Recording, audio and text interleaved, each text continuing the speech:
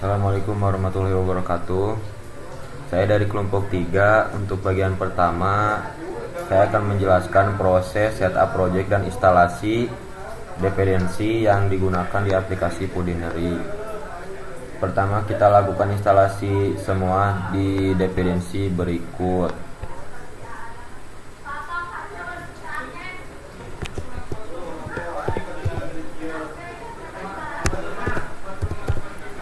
Karena saya sudah menginstal ini, jadi kita tidak perlu menginstalnya lagi. Selanjutnya, berikutnya kita install dependensi untuk navigasi.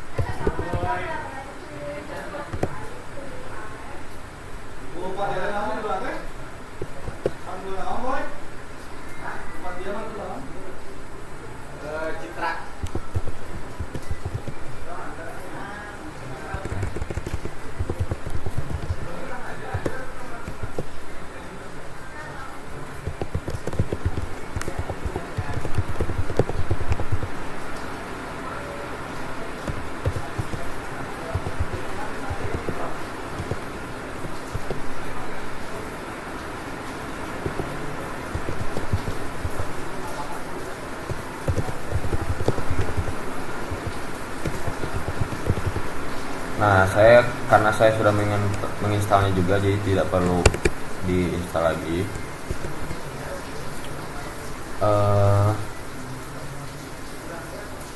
Lalu install dependensi tambahan yang diperlukan rake navigation.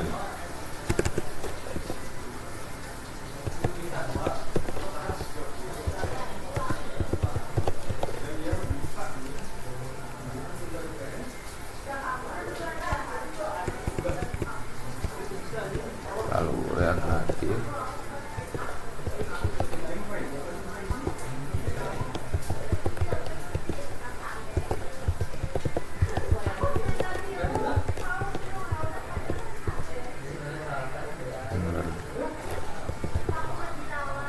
selanjutnya React Native set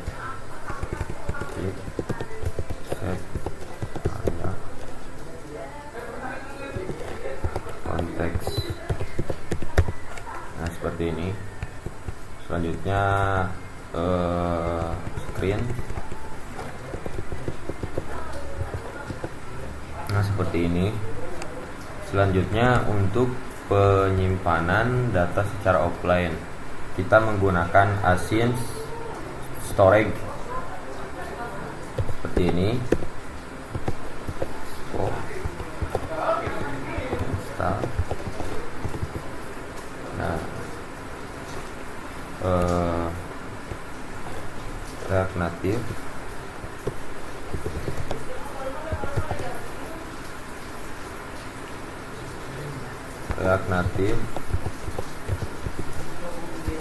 async storage.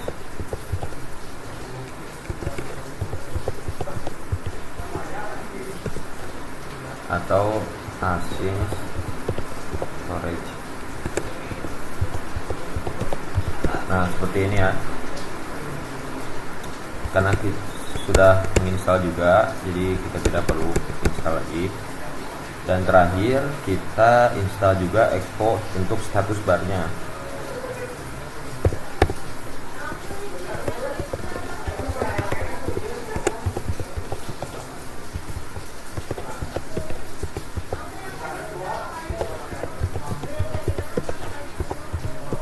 Nah, seperti ini.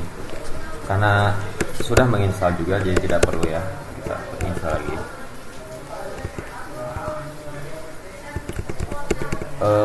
Semua dependensi ini diperlukan supaya aplikasi bisa berjalan lancar, serta memiliki navigasi yang smooth dan dapat menyimpan data resep secara offline melalui async storage.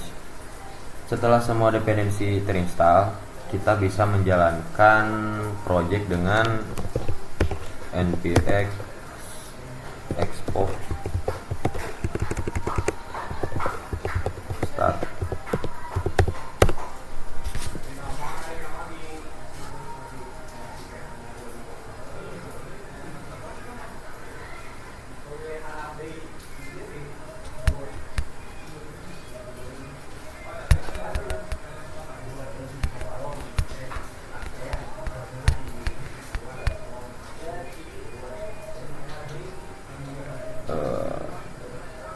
masih loading ya, kita tunggu dulu.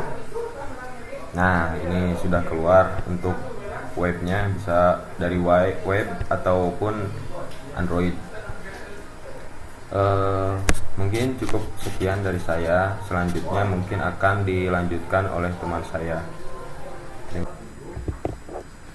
Assalamualaikum warahmatullahi wabarakatuh. Perkenalkan, nama saya Rifat Pratama dengan NIM 2330511050. Di sini saya akan menjelaskan tentang struktur folder dan komponen-komponen yang digunakan dalam aplikasi Foodinary. Struktur folder utama yang kami gunakan adalah sebagai berikut. Ada source yang berisi komponen, data, screen, style, dan util. Masing-masing folder ada fungsinya, yaitu komponen berisi komponen reusable, data yaitu untuk data dan penyimpanan resep, navigation untuk konfigurasi navigasi, screen untuk halaman-halaman utama aplikasi, dan styles untuk styling global, dan yang terakhir yaitu util untuk helper function. Sekarang masuk ke bagian konsep komponen, yaitu komponen presentasional. Ini adalah komponen yang hanya menampilkan UI saja, contohnya seperti button JS, button navigation JS,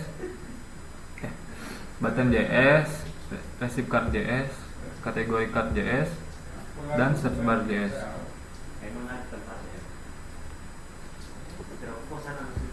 Saya akan mencontohkan dari receipt card JS. Const receipt card receive on press, const is override set is override use state false, returns touchable opacity. Komponen ini menerima props receive dan on press sehingga bisa digunakan di banyak tempat. Kemudian ada komponen layout, contohnya bottom navigation JS dan app navigator JS. Ini adalah komponen yang menentukan layout atau struktur halaman. Kemudian ada komponen halaman, yaitu screens, contohnya home screen JS, search screen JS, receipt detail JS, add edit receipt screen JS. Jadi keseluruhan UI aplikasi disusun oleh komponen-komponen tersebut sehingga lebih rapi dan mudah dipelihara. Cukup sekian dari saya, selanjutnya akan dilanjutkan oleh rekan saya. Di bagian ini saya Yurik Zahdi akan menjelaskan konsep, stats, dan props dalam aplikasi Foodinary ini. Nah, saya ini akan menjelaskan statsnya dulu. Jadi stats adalah data yang dapat berubah seiring interaksi user. Contohnya itu di bagian home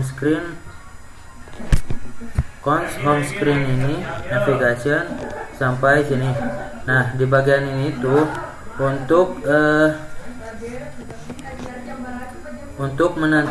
jadi di bagian stat ini itu untuk menentukan apa yang tampil di UI dan akan berubah jika user melakukan tindakan seperti refresh atau memilih kategori.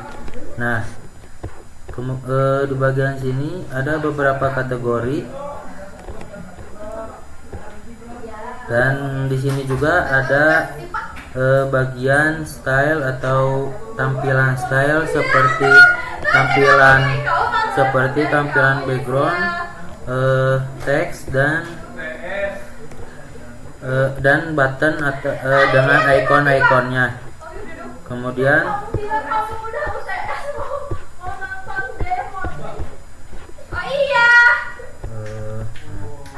Kemudian bagian propsnya itu ada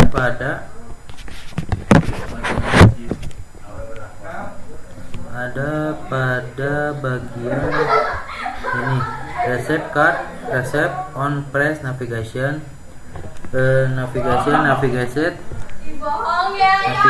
receipt detail. Nah, jadi props itu adalah data yang dikirim dari parent kecil. Contohnya itu yang ini. Nah, lalu dari komponen receipt card ini itu akan terhubung kepada kategori card di bagian kategori card ini. Nah, jadi props ini digunakan untuk mengirim data dan fungsi dari parent kecil, sedangkan state digunakan untuk mengatur data di dalam komponen itu sendiri. Dengan kombinasi state dan props, kita bisa membuat UI yang dinamis dan interaktif. Mungkin cukup sekian dari saya. Akan dilanjutkan oleh rekan saya, Sipa. Perkenalkan, nama saya Sipa Poja. Di sini saya akan menjelaskan dua konsep penting dalam aplikasi Pudinari. Di sini ada React Hooks dan Navigation System. Di sini React Hooks adalah fungsi khusus React untuk mengelola state dan libcell di Pudinari. Kami menggunakan useState. Nih,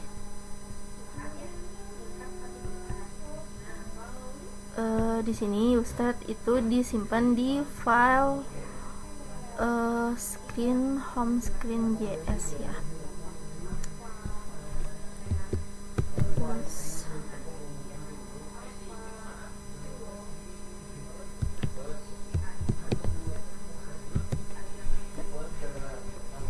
nih ya, di sini ada useState. Di sini tuh useState itu buat menyimpan data yang bisa berubah. Sekaligus digunakan untuk menyimpan data resep dan status loading. Ini codingannya ada const fitur recipes, set peatur read recipes buka kurung sama dengan useState. Dan selanjutnya ada useEffect, itu ada di file screen.js ya, sini.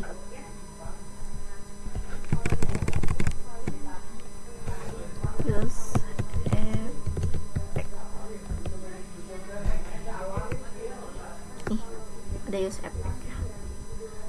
Di sini useEffect itu buat ngejalanin si aksi setelah rendernya gitu. Untuk load data juga saat komponen pertama kali ditampilin. Nah, buat yang ketiga itu ada useCallback. Di sini useCallback itu disimpan di manage recipes screen.js ya.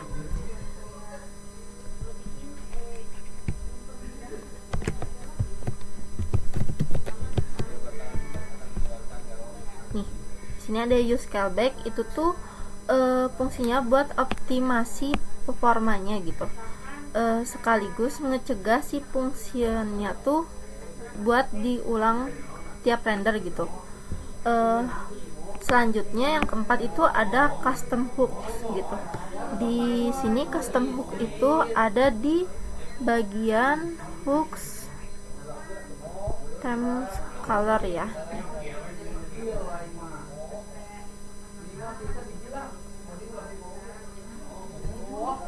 Di sini tuh custom hook tuh buat khusus si temanya ya, untuk tema like atau drag mode yang konsisten. Selanjutnya navigation system, yaitu navigasi yang mengatur perpindahan antar halaman. Pertamanya ada setup navigator. Di sini setup navigator itu disimpan di bagian navigator di file app navigator.js ya.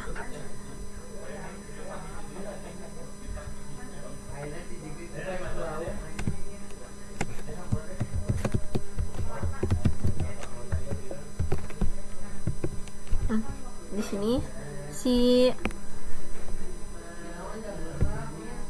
navigator ini tuh ada nih.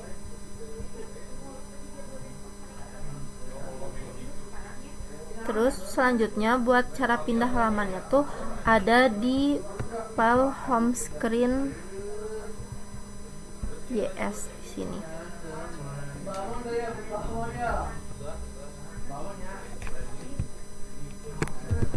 Navigator.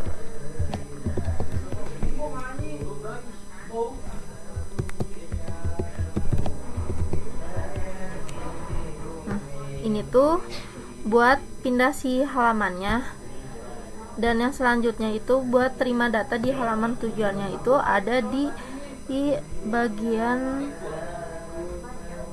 screen.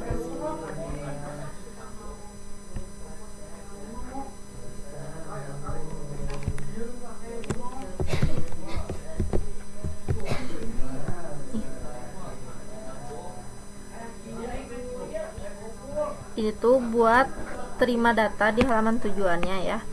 Dan yang selanjutnya sekaligus terakhir itu ada button navigation. Itu tuh ada di file bagian komponen button. Nih namanya button navigation JS. Nah,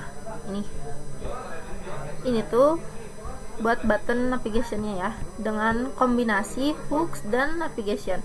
Aplikasi Foodinary menjadi dinamis dan data update real time sekaligus terstruktur, dan juga si navigasinya tuh jelas antar fitur gitu. Sekaligus si ini tuh jadi user friendly gitu, mudah digunakan. Nah, kedua konsep ini tuh ngebuat pengalaman memasak digital menjadi lebih menyenangkan gitu. Wabarakatuh. Perkenalkan, nama saya Najino Braswarno. Di sini saya akan menjalankan mendemokan aplikasi Foodinary ini. Yang pertama, kalian nyalakan Unpack Expo Start, dan lalu kita masuk webnya. Nah, di halaman pertama Foodinary ini kita akan disuguhkan kayak ucapan selamat datang, ini kayak high chef. Nah, di ucapan selamat datang ini ada total resep, ada 3 kategori, ada terbaru. Nah, selanjutnya ada kategori kreasi. Nah, di kategori kreasi ini jadi setiap makanan itu memiliki nanti ada kategorinya agar gampang dicari.